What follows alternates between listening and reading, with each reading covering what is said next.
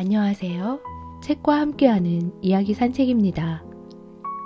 오늘 준비한 책은 나는 습관을 조금 바꾸기로 했다 입니다.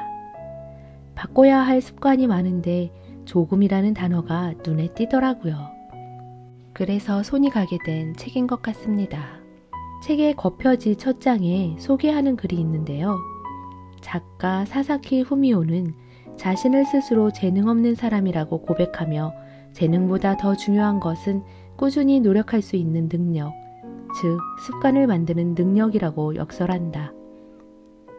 이 책은 나쁜 습관은 고치고 좋은 습관을 몸에 익혀 소소한 특기도 재능으로 만드는 50가지 단계를 담았다. 전작을 통해 돈과 물건의 컴플렉스에서 해방되었다면 이 책을 통해서는 노력과 재능의 컴플렉스에서 해방될 수 있을 것이다 하고 소개합니다. 너무 솔깃하지 않나요? 누구나 버리고 싶은 습관이나 만들고 싶은 습관이 있을 텐데 저 역시 의지가 약한 나를 탓하는 상황들이 있거든요. 그래서 정말 와닿는 책인 듯 하네요. 그럼 본 내용으로 들어가서 이제 책과 함께 이야기 산책을 떠나볼까요? 시작하며 중요한 것은 재능이 아니라 지속이다. 천재란 그저 계속 노력할 수 있는 사람을 말한다. 앨버트 하버드. 나는 항상 나에게 재능이 없다고 믿었다. 무슨 일을 해도 진득하게 계속하지 못해서 운동에서든 공부에서든 뚜렷한 결과를 남기지 못했기 때문이다. 그러나 습관을 배워가면서 생각이 바뀌었다. 지금 나에게 재능이 있든 없든 그것은 큰 문제가 아니다. 재능은 주어지는 것이 아니라 꾸준히 습관을 들여 만들어가는 것이기 때문이다. 나는 사카구치 교헤이라는 작가를 좋아한다. 그는 일반적인 작가들이 쓰는 것과는 전혀 다른 말을 조합해서 소설을 쓴다. 기타를 치면서 사람의 심금을 울리는 곡을 만들고 현대미술가 못지않은 그림도 그린다. 최근에는 의자를 만들고 뜨개질까지 한다고 한다. 정말이지 천재 같다. 그러나 사카구치도 무언가를 처음 시작할 때마다 주변에서 못마땅해 했다. 그의 아버지는 재능이 없으니 작가 같은 건 그만둬 라고 했고 동생은 총을 여러 발 쏘다보니 운 좋게 한 발 맞았을 뿐이라고 했다고 한다. 그런 사타구치가 입버릇처럼 하는 말이 있다. 중요한 것은 재능이 아니라 지속이다. 야구선수 스즈키 이치로도, 작가 무라카미 하루키도, 자기 분야의 최전선에서 활약하는 사람들은 누구나 자신이 천재가 아니라고 한다. 그런데도 우리는 항상 천재 이야기로 매료된다. 주인공이 분노를 통해 재능에 눈을 뜨는 드래곤볼. 싸움만 하던 주인공이 갑자기 자신의 굉장한 점프력을 깨닫게 되는 슬럼덩크. 선택받은 자가 돌연 자신의 능력을 발견하는 매트릭스 같은 헐리우드 영화를 보고 열광한다. 하지만 현실의 천재들은 조금 다르다. 그들은 열심히 노력하고 있다. 그렇다면 과연 나에게는 계속 노력할 능력이 있을까? 재능과 노력이라는 말도 잘못 사용되고 있다. 재능은 하늘에서 주어진 것이 아니며 노력은 이를 악물어야 할 만큼 괴로운 일이 아니다. 나는 그 점을 습관이라는 주제로 명백히 밝히고 싶다.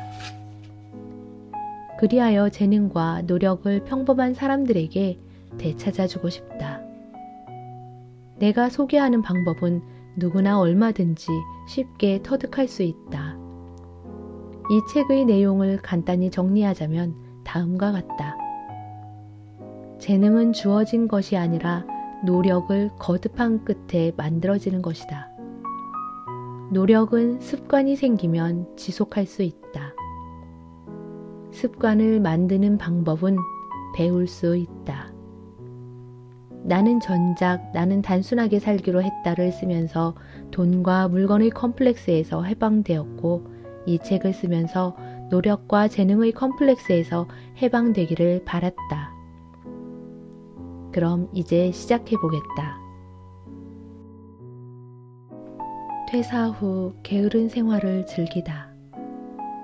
나는 내가 되고 싶다고 생각했던 그대로의 인간이다. 내가 가장 좋아하는 영화감독 클린트 이스트우드는 이런 말을 했다. 나는 도저히 할 수 없는 말이지만 그래도 지금의 나는 예전에 내가 보내고 싶었던 하루를 그대로 보내고 있다. 나의 하루를 소개한다. 주말이나 공휴일도 변함없이 매일 비슷한 하루를 보낸다. 친구와 만나거나 행사를 하러 나가거나 여행처럼 특별한 일정이 있을 때가 휴일이다. 대개 일주일에 하루 정도 쉰다. 나는 지금 38세이고 독신이다. 혼자 살고 있고 글쓰기를 업으로 삼고 있다. 독신이고 프리랜서라면 누구나 이 정도 생활은 할 수 있다고 생각할지 모른다. 그러나 내가 동경하던 자유와 시간을 얻었을 때의 상황은 지금과 완전히 달랐다. 2016년 나는 근무하던 출판사를 그만두고 프리랜서 작가를 시작했다. 보너스와 퇴직금을 받은 직후라서 당분간 돈 걱정은 접어둘 수 있었다. 아무리 잠을 많이 자도 잔소리할 사람이 없었고 어디에 놀러가든 자유였다. 편집자로서 눈코 뜰 새 없이 12년을 달려왔으니 한동안 느긋하게 지낸다고 해서 크게 잘못된 일은 아닌 듯 했다. 그래서 다이빙, 서핑, 마라톤 등 시간이 있으면 하고 싶었던 버킷리스트에 다양하게 도전했다. 자동차 운전, 채소 기르기, DIY 등 새롭게 배운 일도 많았다. 도쿄에서 교토로 이사한 터라 주변 간 사이 지역의 낯선 장소를 둘러보는 시간도 즐거웠다. 이런 생활은 이상적으로 보일 수도 있다. 복권에 당첨되거나 은퇴한 후에 이렇게 살고 싶은 사람도 많을 것이다. 하기 싫은 일은 하지 않고 하고 싶은 일만 마음껏 하는 생활 말이다. 전혀 즐겁지 않은 자유시간. 편집자 시절에는 점심을 먹은 뒤 잠깐의 휴식 시간에 책을 읽는 것이 큰 즐거움이었다. 그래서 일을 그만두면 즐거운 시간이 좀 더 늘어날 줄 알았는데 현실은 달랐다. 온종일 언제라도 책을 읽을 수 있게 되자 오히려 선뜻 손이 가지 않았다. 사람들은 시간만 있으면 무슨 일이든 해낼 거라고 착각하는데 시간이 지나치게 많으면 도리어 하지 못하는 일도 있다. 매일 해야 할 일을 찾아내는 것도 힘들었다. 자질구레한 일을 찾아서 처리하고 재미있어 보이는 곳에 찾아갔지만 이내 그것도 지루해졌다. 그래서 멍하니 지내는 시간이 늘어났다. 스트레칭용 공을 천장에 던졌다 받기 일쑤였다. 능숙해진 일은 이것뿐이었다. 어느 날은 점심 무렵부터 집 근처 온천에 가서 몸을 담갔는데 전혀 즐겁지 않았다. 그도 그럴 것이 내게는 풀어야 할 스트레스도 피로도 없었기 때문이다. 어느 연구에 따르면 자유시간이 하루 7시간 이상일 때 오히려 행복도가 떨어진다고 한다. 나는 이 말에 정말 뼈저리게 동감한다. 시간적인 여유와 하고 싶은 일을 할 수 있는 자유는 행복의 조건이다. 그러나 그것도 과도하면 행복에서 멀어진다. 부자유에서 벗어난 뒤에는 자유의 고통이 기다리고 있었다. 마하트마 간디는 게으름은 즐겁지만 괴로운 상태다. 행복해지려면 무언가를 하고 있어야 한다 라고 말했다. 그의 말처럼 그 시간은 즐거웠지만 매우 괴로웠다. 내가 처음 심은 채소는 도통 자라지 않았다. 나는 그 채소가 어쩐지 내 모습 같았다. 내가 원한 모습은 이게 아니었다. 우리는 자주 좋아하는 일만 하자고 말한다. 이것은 분명 옳은 말이지만 편안한 일만 하자는 의미와는 전혀 다르다. 모든 것은 보상과 벌칙. 좋은 습관을 만드는 것은 왜 어려울까? 그것은 눈앞에 있는 보상과 나중에 얻는 보상이 모순되기 때문이다. 보상과 벌칙이라는 키워드는 습관을 생각할 때 빠뜨릴 수 없는 주제다. 맛있는 음식을 먹거나 잠을 충분히 잔다. 돈이 생긴다. 좋아하는 사람이나 동료와 교류한다. SNS에서 좋아요를 받는다. 이것은 전부 보상이며 단순히 기분 좋은 일이라고 생각하면 된다. 인간이 하는 모든 행동은 어떤 보상을 얻기 위한 것이다. 문제는 그것이 모순될 수 있다는 점이다. 눈앞에 놓인 과자를 먹는 일도 보상이지만 과자의 유혹을 참아내고 건강한 육체나 매력적인 스타일을 손에 넣는 일 또한 보상이다. 과식을 한 탓에 살이 찌거나 병에 걸리는 일은 벌칙이라고 할 수 있다. 눈앞의 보상만 즐기면 훗날의 보상은 얻을 수 없을 뿐더러 언젠가 벌칙을 받는 사태에 이른다. 사람들은 자신이 해야 할 행동 자체는 알고 있다. 음식을 먹고 싶은 욕구를 참고 살을 뺀다. 빈둥거리지 않고 운동한다. 밤늦게까지 게임하지 않고 아침에 일찍 일어난다. 스마트폰이나 게임하는 시간을 줄이고 공부한다. 그러나 우리는 이것을 쉽게 하지 못한다. 아침에 일찍 일어나면 여유롭게 준비해서 붐비지 않는 전철을 탈 수 있는데 눈앞의 5분만 더 자자를 이기지 못하고 알람을 끄고 만다. 이걸 마시면 내일 숙취에 시달릴 텐데 라고 생각하면서도 손에 든 와인을 내려놓지 못한다. 숙제나 업무를 뒤로 미루면 나중에 자신이 곤욕스러워질 것을 알고 있어도 스마트폰이나 게임을 계속한다. 좋은 습관을 들이지 못하는 까닭은 사람이 눈앞의 보상에 굴복하기 때문이다. 눈앞의 보상이 어른거리지만 나중에 보상을 얻거나 벌칙을 피하고자 그것을 끊어내는 사람에게 우리는 의지가 강하다고 말한다. 목표는 말도 안 되게 작게 잡는다. 재능을 운운하는 일은 그 사람의 노력을 뛰어넘은 뒤에 해도 된다. 다케이 소우 방송인. 재밌는 게임을 멈출 수 없는 것은 난이도의 균형이 절묘하게 설정해 두었기 때문이다. 처음에는 별로 어렵지 않으므로 플레이어는 성장하면서 서서히 보람을 느낀다. 다음 성장의 보상을 얻기 위한 시간도 그다지 오래 걸리지 않는다. 게임을 그만두고 싶어진 순간에 나는 깨달은 바가 있다.